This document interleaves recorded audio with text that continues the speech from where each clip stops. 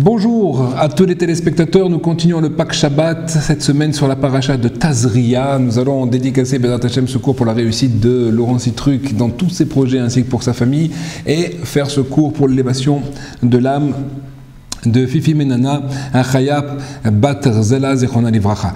Alors, la paracha de Tazria, dans lequel un verset dans lequel je ne peux pas passer à côté, vous connaissez mon activité, pour la plupart, il y a écrit Ubeyom Eshmini Imol Basar Orlato, donc l'injonction justement de faire la Brit Mila le 8e jour sur notre progéniture. Alors, on va essayer de voir un petit peu comment répondre à cette mitzvah très spéciale qui est demandée d'être faite. Car qui fait la mitzvah, c'est l'enfant qui est circoncis. Le père, lui, doit procéder à cela, doit amener l'enfant à cela, mais en tout cas, on voit que c'est l'enfant qui a fait la mitzvah. Alors comment c'est possible que l'enfant fasse une mitzvah alors qu'il n'a même pas encore de conscience? Alors on va essayer d'expliquer un petit peu cela. Pour revenir là-dessus, on va voir qu'en fait, il existe 5 étapes dans la vie d'un juif. La première étape qui va de la naissance jusqu'à l'âge de 3 ans, ensuite de 3 ans à 13 ans, troisième étape de 13 ans à 20 ans, et ensuite de 20 ans jusqu'à la fin de ses jours. Et s'il arrive à véritablement à la perfection de son travail, eh ben, il passe à une 5e étape dont nous parlerons également. Nous disent nos sages qu'en fait ces 5 étapes, ici le Rav Pinko Zechon Livracha nous ramène cela d'une façon jolie, comme quoi en fait ces 5 étapes ont une correspondance également avec les 5 niveaux de Neshama qui existent à l'intérieur du juif. Le juif a 5, si vous voulez, niveaux complètement différents, qui sont ce qu'on appelle dans les livres sacrés, qui s'appellent Nachnachit, c'est-à-dire Nefesh, Ruach, Neshama, Chaya, Veyechida. Donc 5 appellations pour la Neshama qui correspondent évidemment à des fonctions très très particulières et qui sont de plus en plus élevées jusqu'à la Yechida qui est très très élevée au niveau de l'homme. Alors en fait on va voir cette correspondance là-dessus, vous allez voir c'est très intéressant. Au départ, l'enfant ne peut rien faire. L'enfant est bébé, il est complètement dépendant. Alors certains pourraient croire que pourquoi est-ce qu'un enfant il n'y a aucune faute sur lui, on ne lui demande de faire aucune mitzvah, parce qu'il ne peut pas bouger, parce qu'il ne peut pas parler. Comment est-ce que vous voulez nous disent le Yahabetz quelque chose d'intéressant, c'est que en fait, le fait même qu'un juif soit complètement rattaché à Kadosh Baruch Hu quand il naît, et cela pourquoi? Parce qu'il faut savoir qu'il y a une très grande sainteté dans le juif, à tel point qu'on dit qu'il étudie pendant les 9 mois de gestation, il étudie toute la Torah.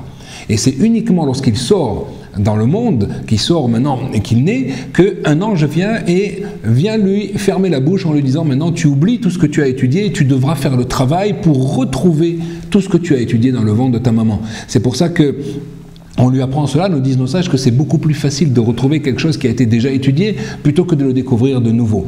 Donc voilà, maintenant il y a une très très grande sainteté qui est en lui maintenant à cette naissance, et il va, donc voilà pourquoi maintenant il est complètement rattaché à Kadosh Baruch Hu. Or le but de l'homme est d'être rattaché à Hachem.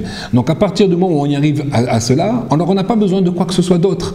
C'est pour ça que maintenant, quand on sera dans l'Olam Haba, dans le monde futur, il n'y aura pas besoin de faire des mitzvot puisque nous serons complètement rattachés à Kadosh Baruch Hu. Dans ce monde-ci, nous devons justement, par l'intermédiaire des mitzvot, parvenir à cela. Mais l'enfant, lui, qui est donc complètement rattaché par sa sainteté, eh ben, il n'a pas besoin donc des mitzvot, il n'a pas besoin de parler, parce que normalement un enfant pourrait parler, si on regarde bien au niveau de la physionomie, un enfant pourrait parler. Pourquoi est-ce qu'il ne parle pas? Parce que justement il est complètement rattaché dans la sainteté, et donc pas de lachon hara, pas de mauvaises paroles, il n'a pas besoin de cela, il est complètement détaché de ces choses-là.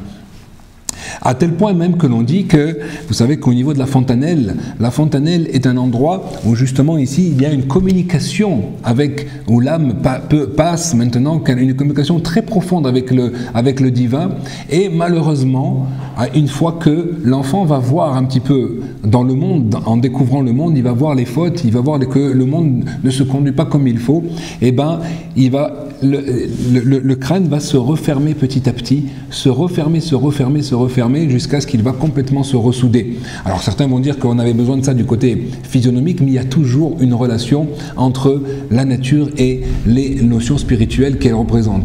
Et en fait, nos sages nous disent qu'il devra par la suite, après, réapprendre maintenant, et c'est la deuxième étape de 3 ans à 13 ans, où il va commencer maintenant à voir le monde, à regarder, à apprendre ce que c'est que le Shabbat, ce que c'est que la cacheroute. Il n'est pas encore assujetti à faire les mitzvot. Le père doit l'éduquer à cela, de lui faire apprendre ce que c'est qu'un Shabbat, de lui faire apprendre ce que c'est maintenant un aliment kasher et pas kasher, etc. Mais par contre, il n'a pas de faute sur lui.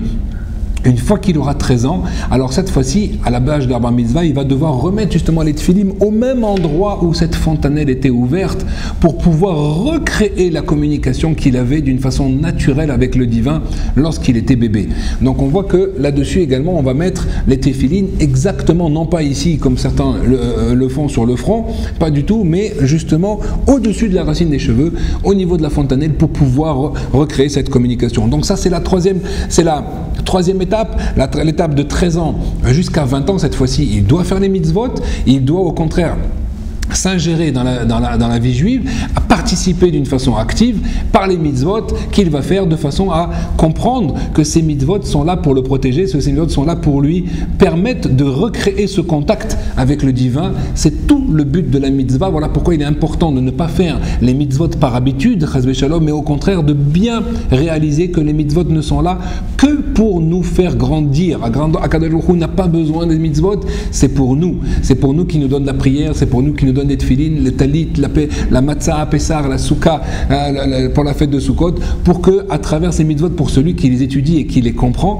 eh ben, il va petit à petit réaliser les dimensions de ces mitzvot-là et donc se rattacher dans différentes dimensions à Akadosh Baruch Hu avec chacune ce qu'elle représente. Ça c'est un petit peu la troisième étape. La quatrième c'est après l'âge de 20 ans où là carrément il est beaucoup plus responsable à tel point qu'au niveau du Beddin, du Bet Amikdash, un homme était passible maintenant de peine et de ces agissements qu'à partir de l'âge de 20 ans, non pas de la bar mitzvah. Le bar mitzvah c'est uniquement entre l'homme et son prochain, mais par contre au niveau Klapé Shmaya par rapport au ciel, les sentences n'étaient que à partir de l'âge de 20 ans.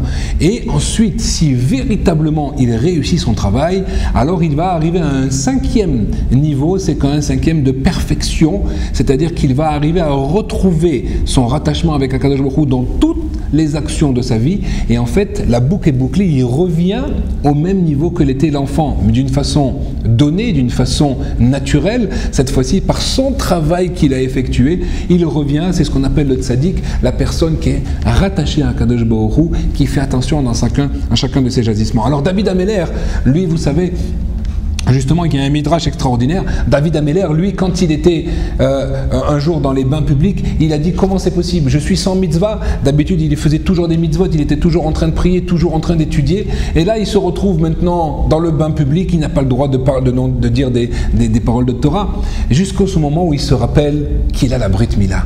Et cette Brit Mila lui donne une très grande joie, à tel point qu'il va écrire un psaume là-dessus, l'Amnatseach à la Sheminit, le fameux psaume, la louange du 8e, c'est quoi donc par rapport au 8e jour, dans cette notion de Brit Mila, de comprendre qu'un juif, même quand il ne fait rien, le fait même qu'il ait la Brit Mila, c'est quelque chose qui le rattache à Kadosh Baruch Hu. Voilà pourquoi c'est extrêmement important, et voilà pourquoi les mitzvahs de la Brit Mila se fait justement à l'âge de 8 jours, car quelle est la seule mitzvah qui pourrait être faite et qui le rattache à Kadosh Baruch Hu d'une façon intrinsèque, d'une façon dans tout son corps, c'est justement la Brit Mila. Voilà pourquoi l'enfant qui a cet âge-là, le père quand il l'amène, il est en train de dire je veux montrer et je réalise que mon fils maintenant est un juif et donc est un fils qui est rattaché à Kadosh Baruch Hu, et cette alliance-là est le symbole même du rattachement à Kadosh Baruch Hu. Et si Chas v'Shalom, la personne ne fait pas cette Brit Mila, ce sont des portes qui se ferment à lui pendant tous les jours qui vont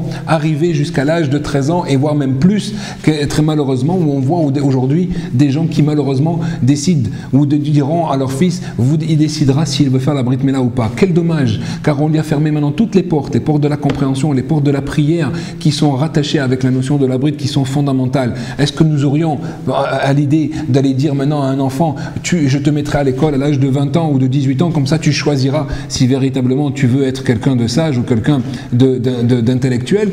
ça serait complètement une folie. C'est la même chose pour la Brit Mila. Faisons attention à cela. C'est ça ici la notion qui est donnée. Et par rapport aux 5 Neshamot, alors en fait au départ la Yechida c'est quelque chose de la Dvekus, c'est quand l'enfant est tout petit. Ensuite Chaya, c'est quand il est en le 4e niveau, c'est quand il est maintenant de 3 ans à 13 ans. La Neshama, c'est de 13 ans à 20 ans. Le Ruach, c'est de 20 ans à plus. Et le Nefesh, c'est quand il est au-delà de cela. Donc en fait, on voit qu'il y a complètement une correspondance avec ces 5 niveaux d'âme et ces 5 périodes de la vie. Alors, on n'a pas le temps de voir cela. Vous pourrez l'écouter sur le site ravkadosh.fr, d'écouter ce cours d'Atachem plus en longueur. Mais en tout cas, on aura compris combien est importante cette mitzvah et qui nous rattache entièrement à Kadosh Baruch Hu. On passe tout de suite maintenant à la notion de halacha. Alors là, on continue sur ce Siman Chinyutret, le 318, et je voudrais parler aujourd'hui, on avait déjà un petit peu mis cela, la notion de est-ce qu'il y a cuisson après cuisson ou pas. Ce qui veut dire, est-ce qu'on aurait le droit de mettre un plat froid, qui a évidemment déjà cuit, on va le répéter, mais sur la plata. Alors, il y a une discussion là-dessus entre les décisionnaires, mais là, tout le monde est d'accord sur un point. C'est que tout plat qui n'a pas été cuit à 100%, nous n'avons aucunement le droit de le remettre sur une plata ou l'approcher, même si on veut juste le réchauffer et qu'on ne veut pas le faire cuire, on n'a pas le droit de faire cela de peur qu'il vienne à l'oublier et qu'on augmente la cuisson et ça serait quelque chose de grave. Donc on parle déjà maintenant uniquement des plats entièrement cuits. Alors est-ce qu'on a le droit de mettre ou pas mettre sur une plata? Discussion. La première chose c'est que tout le monde est d'accord que si le plat est complètement sec, nous avons le droit de le mettre sur une plata ou le mettre près du feu ou le mettre maintenant sur un blair, donc la fameuse plaque qui est sur le gaz pour certaines qui utilisent cela. Donc ça, on a le droit si le plat était entièrement sec. Si le plat est un plat en sauce, un plat qui mijote, alors là-dessus, bien qu'il y a une discussion, le Rambam dit qu'il n'y a pas non plus de cuisson après cuisson même dans le liquide, mais cependant la halakha n'a pas été tranchée comme lui, et donc d'après tout le monde, on n'a pas le droit de mettre quelque chose qui est froid, entièrement froid, et qui est en sauce, ou qui est enfin plus qu'en sauce, qui est carrément avec du liquide, on n'a pas le droit de mettre cela sur une plata. Qu'en est-il maintenant des plats dans lesquels il y a une sauce, mais qui ne représente pas la majorité du plat? Il y a une discussion là-dessus. D'après le Yalkut Yosef, tant qu'il n'y a pas la majorité de sauce, on a le droit de le mettre, même si c'est froid, sur une plata. D'après le Mishnah Brura, on n'a pas le droit de le faire, on ne pourra le faire uniquement si c'est entièrement sec et qu'il n'y a pas du tout de sauce. Donc ça, c'est chacun fera en fonction de ce qu'il a appris. Je tiens à faire une aparté comme quoi les séfaradim peuvent également aller d'après le Mishnah Brura. Le Mishnah Brura n'est pas un posek uniquement pour les Ashkenazim. Il vient expliquer, d'après la plupart des décisionnaires, la pensée justement de Maran, donc du Shulchan Aruch. Donc quelqu'un, un Sfarad qui ferait comme le Mishnah Brura, aurait tout à fait le droit de le faire. Ceux qui veulent faire comme le Yalkut Yosef, alors là-dessus, lui, il permet de mettre un plat, même si c'est un plat qui a un petit peu de sauce, ou un plat qui est, tant que ce n'est pas la majorité, et également si c'est quelque chose qui est karouche, c'est-à-dire quelque chose qui est gélifié comme ça, si on sort cela du frigidaire et que ça a été gélifié, on a le droit de le mettre sur une plata, même si ensuite ça va devenir de la sauce, ça va complètement reprendre un aspect liquide, tant que cela ne représente pas maintenant un plat dont la majorité est de la sauce, c'est possible donc de le mettre sur une plata. Donc si on a maintenant du riz, évidemment c'est permis pour tout le monde. Si on a du schnitzel, c'est permis pour tout le monde. Si on a un poisson qui était au frigidaire, alors d'après le Mishnah Brura, on ne pourra pas le faire. D'après le Yalkut Yosef, vous pouvez le mettre pour ceux qui ont l'habitude de faire d'après cet avis-là. Et donc on pourra le mettre sur une plata, même si ensuite la sauce va se réchauffer et devenir liquide. Bezrat Hashem, on essaiera de voir la prochaine fois également d'autres cas, et aussi on parlera, nous n'avons pas encore parlé de ça, certains nous ont demandé comment remettre un plat qui était déjà sur la plata, quelles sont les conditions, mais comme c'est un autre chapitre, on verra ça, Bezrat Hashem, dans un cours ultérieur. Alors une petite histoire pour terminer. sur le Baal Shem Tov. Le Baal Shem Tov un jour a voyagé, vous savez que souvent il prenait sa calèche, il mettait maintenant des talmidim avec lui et il partait, et même il y avait des miracles comme quoi ils étaient capables de parcourir des centaines et centaines de kilomètres dans des temps extrêmement restreints. Évidemment le Baal Shem Tov était un kadosh elyon, quelqu'un de très très très saint, et donc il avait la possibilité par des non-saints également de pouvoir voyager dans l'espace et voyager également dans le temps, comme on voit et comme on a vu plusieurs fois et comment les gens l'ont témoigné. Alors que c'était, donc il n'y a que 300 ans. Alors, le Baal Shem Tov un jour arrive dans une maison, et dans cette maison-là vivait une personne très pieuse, vraiment très très pieuse, mais très très pauvre. Et quand il arrive là-bas, le Baal Shem Tov, il tape et il dit, voilà, nous sommes de Mejibov, nous voudrions, est-ce que tu pourrais nous donner le gîte, l'hospitalité? Alors il dit avec grand plaisir, et il les accueille, et il leur donne, il demande à sa femme de préparer à manger, il lui prépare un repas, il faisait très froid évidemment, vous imaginez là-bas en Russie, et donc il lui prépare quelque chose, un plat chaud, une soupe chaude. Et il leur donne à manger. Et le Baal Shem Tov, il lui demande après, est-ce que nous pourrions dormir ici? Alors il demande, lui, mais oui, mais je voudrais, si vous êtes de Mejibov, racontez-moi une histoire, je vous en supplie, du Baal Shem Tov. Et il ne répond pas. Il dit, Bezrat Hashem, on te racontera cela. Le soir, il demande donc le gîte, il leur donne de quoi dormir, et le lendemain, les élèves s'attendaient à partir, le Baal Shem Tov dit non, nous allons encore rester une journée. Alors l'hôte était très content, mais il n'avait pas beaucoup de moyens, donc il demande à sa femme d'aller chercher tout ce qu'elle peut pour pouvoir leur préparer maintenant à manger également le lendemain, et au bout d'un moment il n'avait plus d'argent. Qu'est-ce qu'il fait? Il vend carrément des outils, des ustensiles à lui pour pouvoir avoir quelques pécunes pour vraiment acheter maintenant le minimum nécessaire pour pouvoir leur faire à manger. Et la chose dure comme ça, un jour, 2 jours, 3 jours, et il vend tout ce qu'il a. Lui, il ne veut pas rater cette mitzvah de Achnasat Orchim, et il fait ça avec une grande joie. Et chaque jour, il lui demande, mais dites-moi, je vous en supplie, racontez-moi des chidushim, des divrei Torah du Baal Shem Tov, ou racontez-moi des histoires sur le Baal Shem Tov. Je sais qu'il y a là-bas un tzaddik très grand, ce Baal Shem Tov, et j'aimerais apprendre sur lui, je n'ai pas la mérite de pouvoir aller jusqu'à cette ville. Et le Baal Shem Tov lui-même ne répond pas, il cache son identité à chaque fois. Et ainsi de suite, ainsi de suite, ainsi de suite. Et au bout d'un moment, il décide enfin de partir au bout de quelques jours. Et au moment où il part, donc l'hôte vient vers eux, il dit voilà, revenez vers là-bas, mais vous ne m'avez pas raconté la moindre chose sur le Baal Shem Tov. Et à ce moment-là, le Baal Shem Tov lui dit sache que je suis le Baal Shem Tov. À ce moment-là, il va presque s'évanouir. Il dit comment? Il rentre à sa maison, il commence à pleurer, il dit oh là là, j'avais un grand tzaddik à la maison, je ne l'ai pas honoré comme il faut, alors qu'il a tout fait vraiment, et il a tout vendu chez lui pour pouvoir faire cela. Et au bout d'un moment, il entend ses enfants qui pleurent. Et ses enfants pleurent, et ils lui disent papa, nous avons faim. Il dit mais vous vous rendez pas compte, on avait le Baal Shem Tov à la maison, je vais vous raconter ce que je sais sur le Baal Shem Tov, c'est quelqu'un qui est très grand, il leur raconte. Mais les enfants disent à la fin oui papa, je comprends, mais on a faim. Et à ce moment-là, il pousse un grand soupir. Il pousse un grand soupir et il commence à faire une prière vers le ciel. Et quand il fait une prière vers le ciel, effectivement, il demande et il supplie à Kadosh Baruch Hu de le sauver maintenant de cette pauvreté pour ses enfants. Lui ne souhaite que étudier Torah, il ne se suffit de très peu, mais il se rend compte finalement que ses enfants maintenant sont véritablement sur le point d'avoir très faim. Et donc il ne sait pas quoi faire, donc il pousse ce soupir et il fait une fila.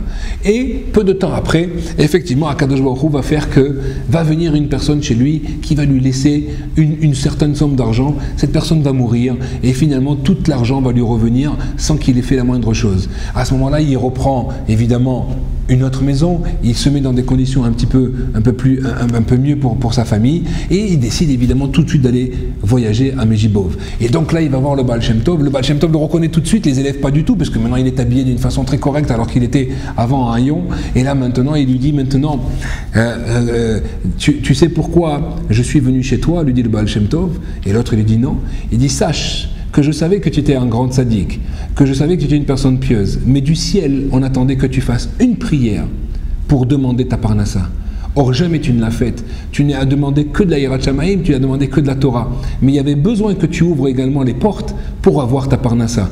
Voilà pourquoi je suis venu, pour vraiment tout te vider de ta maison et que tu puisses enfin passer cette prière. Et grâce à cela, effectivement, toute la parnassa est venue. De là, nous apprenons, Rabotai, comme quoi le principal de nos demandes doivent être sur la Torah, sur la Yirat Shamayim, la crainte du ciel.